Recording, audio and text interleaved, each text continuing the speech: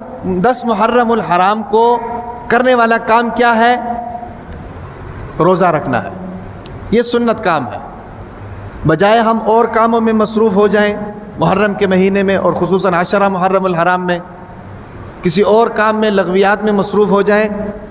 ہمیں چاہیے کہ ہم سنت کا جو طریقہ ہے، سنت کا جو عمل ہے، اور حضور صلی اللہ علیہ وسلم سے جو حکم ہمیں ملا ہے اس حکم پر عمل کریں اور 10 محرم الحرام کو روزہ رکھیں۔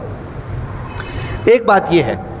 دوسری بات یہ ہے کہ جب حضور اکرم صلی اللہ علیہ وسلم مدینہ منورہ تشریف لائے اور 10 محرم کا روزہ رکھتے تھے، تو انہوں نے دیکھا کہ یہودی بھی 10 محرم کا روزہ رکھ رہے ہیں، کیونکہ یہودی حضرت موسیٰ علیہ السلام کا یوم نجات تھا، یوم نجات ہے، اس لیے اس کی خوشی میں 10 محرم کا روزہ رکھتے تھے، اور مسلمانوں کا پر چونکہ فرض تھا اور بعد میں مستحب ہوا تو 10 محرم الحرام کا روزہ رکھتے تھے۔ تو حضور اکرم صلی اللہ علیہ وسلم نے اس خواہش کا اظہار کیا کہ اگر اگلے سال تک میں زندہ رہا تو پھر میں 10 محرم الحرام کے ساتھ یا 9 محرم الحرام کا روزہ رکھوں گا یا 11 محرم الحرام کا روزہ رکھوں گا۔ ایسا کیوں فرمایا؟ ایسا اس لیے فرمایا کہ 10 محرم الحرام کا یہودی بھی روزہ رکھتے تھے، تو حضور اکرم صلی اللہ علیہ وسلم کو یہ بات ناپسند گزری کہ بھئی ہماری مشابہت یہودیوں کے ساتھ ہو جائے، ایسا نہیں ہو سکتا، لہٰذا میں اگر اگلے سال زندہ رہا تو 10 محرم الحرام کے ساتھ یا تو 9 محرم الحرام کا روزہ رکھوں گا یا 11 محرم الحرام کا روزہ رکھوں گا۔ لیکن اگلے سال اس وقت سے پہلے حضور صلی اللہ علیہ وسلم کا وصال ہوا، دنیا سے پردہ فرما گئے۔ صحابہ کرام رضوان اللہ علیہم اجمعین نے کہا کہ بھئی اللہ کے نبی نے یہ فرمایا تھا، تو صحابہ کرام رضوان اللہ علیہم اجمعین نے 10 محرم کے ساتھ یا 9 محرم کا روزہ رکھا یا 11 محرم کا روزہ رکھا، یعنی ایک روزہ اور ساتھ میں ایڈ کر دیا۔ اب یہاں پر ایک بات قابل غور ہے کہ ہمارے بعض علماء کرام یہ فرماتے ہیں کہ بھئی چونکہ اب یہودی یہ روزہ نہیں رکھتے ہیں اس لیے مشابہت ختم ہو گئی ہے، اس لیے مشابہت ختم ہو گئی ہے، تو اب جو ہے ہم ایک روزہ رکھیں۔ وہ ایک الگ بحث ہے، چلو ایک روزہ رکھنا ہے یا 2 روزے رکھنے ہیں، لیکن ایک بات اس چیز کے اندر اور قابل غور ہے جس کی طرف ہمارا ذہن نہیں جاتا ہے۔ وہ قابل غور بات یہ ہے کہ حضور اکرم صلی اللہ علیہ وسلم نے 2 روزے رکھنے کا حکم کیوں فرمایا تھا؟ 2 روزے رکھنے کا حکم حضور صلی اللہ علیہ وسلم نے یہودیوں کے ساتھ مشابہت سے بچنے کے لیے رکھوایا تھا۔ حالانکہ دیکھیں، یہودی جو روزہ رکھتے تھے وہ عبادت تھا، کوئی برا کام نہیں، کوئی گناہ کا کام نہیں، عبادت ہے روزہ رکھنا، لیکن حضور اکرم صلی اللہ علیہ وسلم نے عبادت کے اندر بھی مشابہت سے منع فرمایا ہے۔ غیر مسلموں کی، یہودیوں کی عبادت کے اندر بھی مشابہت سے منع فرمایا ہے۔ چلو وہ ایک الگ بحث ہے کہ ایک روزہ رکھنا ہے یا 2 روزہ رکھنا ہے، لیکن یہ بات قابل غور ہے ہمارے لیے کہ حضور اکرم صلی اللہ علیہ وسلم نے اس چیز کا حکم کیوں فرمایا تھا۔ حضور صلی اللہ علیہ وسلم نے اس چیز کا حکم اس لیے فرمایا تھا کہ ہماری مشابہت یہودیوں کے ساتھ نہ ہو، اور عبادت کے اندر اس مشابہت سے منع فرمایا ہے۔ اس کا معنی یہ ہے کہ اگر دنیا کا کوئی کام ہے، اگر غلط کام ہے، گناہ کا کوئی کام ہے، تو پھر اس میں تو مشابہت کا شائبہ بھی نہیں ہونا چاہیے، مشابہت کا اس میں تو تصور بھی نہیں ہونا چاہیے۔ لیکن بدقسمتی یہ ہے کہ ہم لوگ اپنی 24 گھنٹے کی زندگی ان کی طرح گزار رہے ہیں، حالانکہ حضور صلی اللہ علیہ وسلم نے عبادت سے مشابہت سے منع فرمایا، عبادت کے اندر بھی، اور ہم 24 گھنٹے کی زندگی ان کی طرح گزارنے کی کوشش کرتے ہیں۔ ہماری کوشش یہ ہوتی ہے کہ بھئی کپڑا بھی ان کی طرح پہنے ہیں، بھئی ہماری کوشش یہ ہوتی ہے یہ زندگی بھی ان کی طرح گزاریں، شکل و صورت بھی ان کی طرح کریں، ہیں بھئی کھانا پینا بھی ان کی طرح کریں، کاروبار بھی ان کی طرح کریں، اٹھنا بیٹھنا اور معاملات بھی ان کی طرح کریں، اور یہ ہماری بدقسمتی ہے۔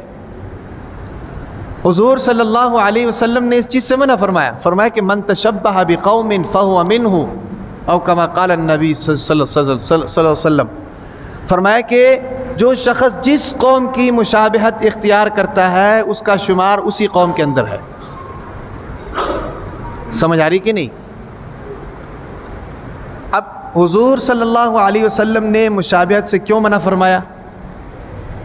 سوچنے کی بات یہ ہے، حضور صلی اللہ علیہ وسلم نے مشابہت سے اس لیے منع فرمایا کہ مسلمان خود ایک ممتاز قوم ہے۔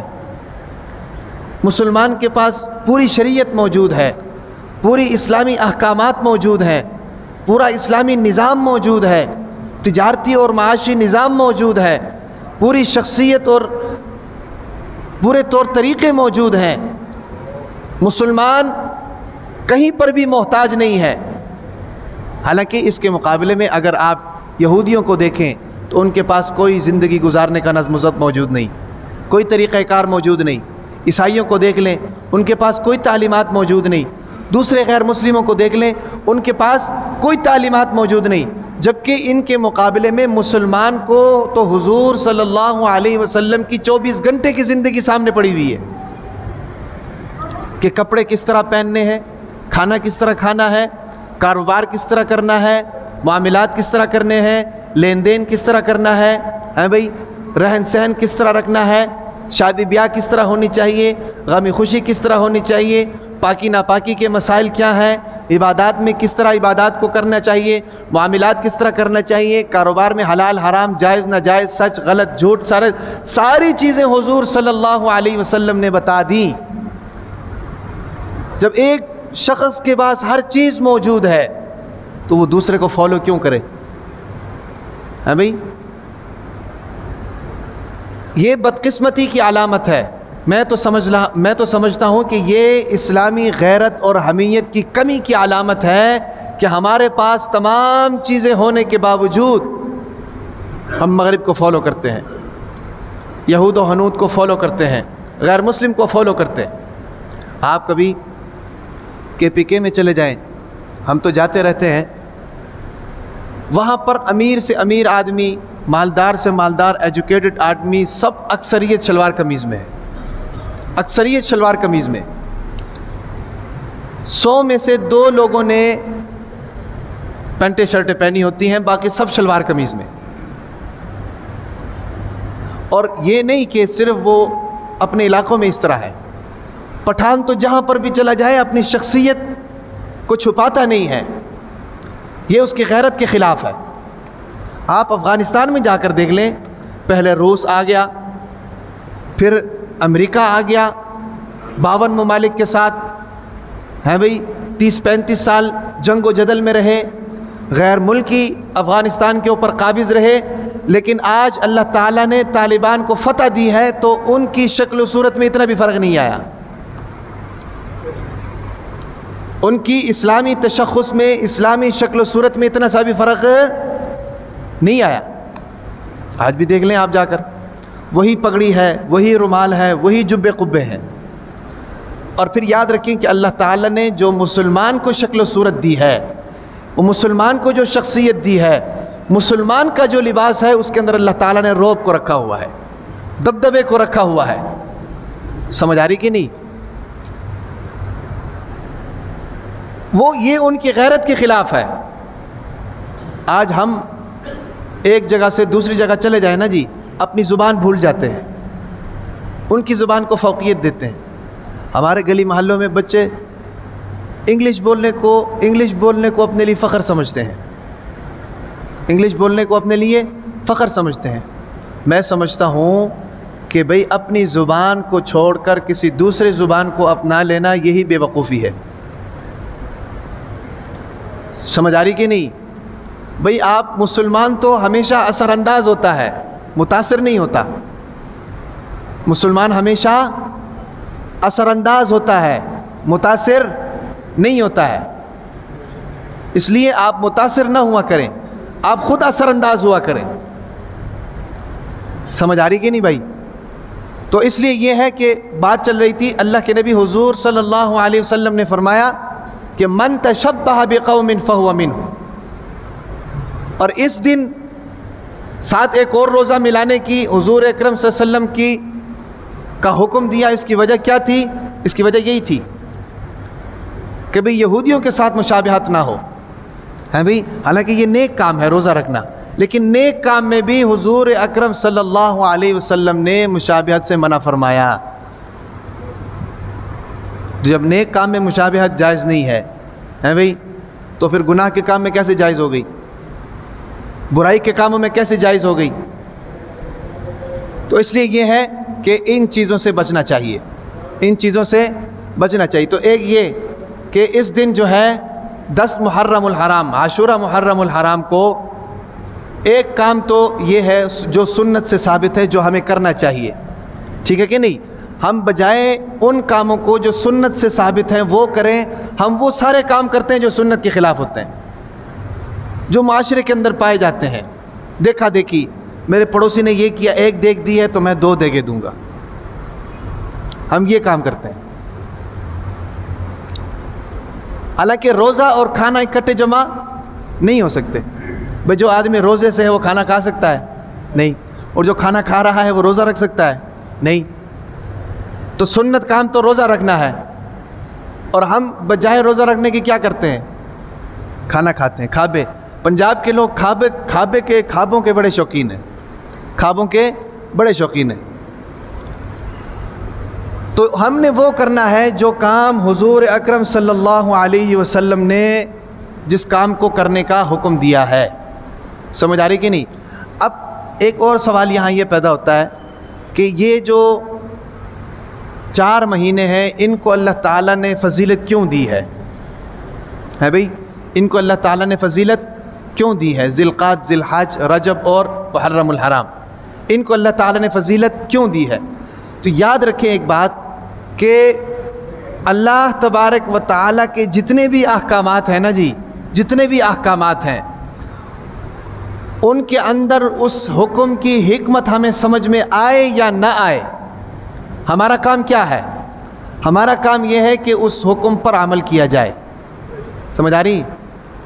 ہمارا کام کیا ہے؟ اس حکم پر عمل کیا جائے۔ بعض ایسے احکامات ہیں جن کے اندر حکمت سمجھ میں آ رہی ہے، بعض ایسے احکامات ہیں جن کے اندر حکمت سمجھ میں نہیں آتی ہے، تو پھر ہم کیا کہیں کہ بھئی ہمیں سمجھ میں آئے گی تو پھر ہم کریں گے، نہیں آئے گی تو نہیں کریں گے۔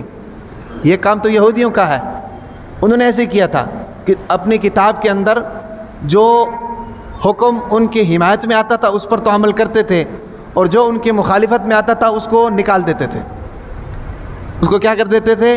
نکال دیتے تھے۔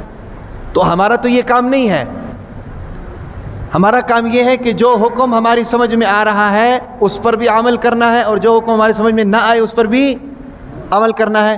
ابھی پیچھے حج کی عظیم عبادت گزری ہے، اب حج کے اندر کیا ہے؟ کبھی مینا جاؤ، کبھی مزدلفہ جاؤ، کبھی وقوف عرفہ کرو، ہیں بھئی، کبھی صفا مروہ کے درمیان بھاگو دوڑو سعی کرو، اور اسی طریقے سے کبھی خانہ کعبہ کے گرد میں چکر لگاؤ۔ اب اگر ہم یہ تلاش کرنا شروع کر دیں کہ بھئی مینا میں کیوں جانا ہے، عرفہ میں کیوں قیام کرنا ہے، صفا مروہ کے درمیان سعی کیوں کرنی ہے، تو ہمیں اس کی حکمت سمجھ میں نہیں آئے گی، تو پھر کیا ہم وہ کام چھوڑ دیں؟ حالانکہ حضور صلی اللہ علیہ وسلم نے فرمایا خانہ کعبہ میں ایک نماز کا 1 لاکھ ثواب ہے۔ اتنے پیسے یہاں سے دے کر جائیں، 10-12 لاکھ روپے دے کر جائیں، تو وہاں جا کر ہم حکمتیں تلاش کرتے رہیں بھئی ایسا حکم کیوں، اس میں فضیلت ہے تو فضیلت کیوں ہے؟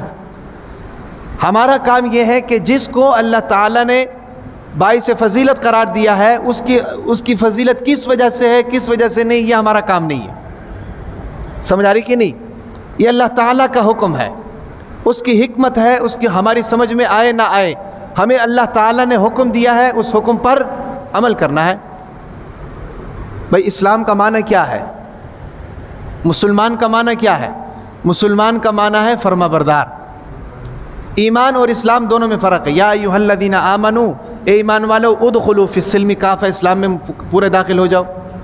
اب ایمان والوں سے اسلام میں داخل ہونے کا مطالبہ کیا جا رہا ہے۔ سوال پیدا ہوتا ہے کہ بھئی ایمان اور اسلام میں فرق ہے؟ بالکل فرق ہے۔ ایمان کہتے ہیں کہ اللہ تعالیٰ کی وحدانیت کا اقرار اور حضور صلی اللہ علیہ وسلم کی نبوت کا اقرار زبان سے اور دل سے کرنا، اور تمام ایمانیات پر ایمان لانا، یہ ایمان ہے۔ اور اسلام کیا ہے؟ اسلام یہ ہے کہ ان تمام چیزوں پر ایمان لا کر ان تمام چیزوں کے متعلق جو احکامات ہیں اس پر پورا اترنا ہے، یہ اسلام ہے. سمجھ آ رہی؟ اس کو فرما برداری کہتے ہیں. تو ہم مسلمان ہیں، مسلمان کا معنی ہی فرما بردار ہے. ٹھیک ہے کہ نہیں؟ تو ہمارا کام فرما برداری کرنا ہے. یہ نہیں ہے کہ بھئی اس میں حکمت کیا ہے، یہ ایسا کیوں ہے. سمجھ آ رہی ہے؟ تو اس دن جو ہے محرم الحرام میں کرنے کا ایک ہی کام ہے، وہ یہ ہے کہ 10 محرم الحرام کو روزہ رکھا جائے. سنت عمل یہ ہے. ٹھیک ہے کہ نہیں؟ تو روزہ رکھ کر سنت پر عمل کیا جائے.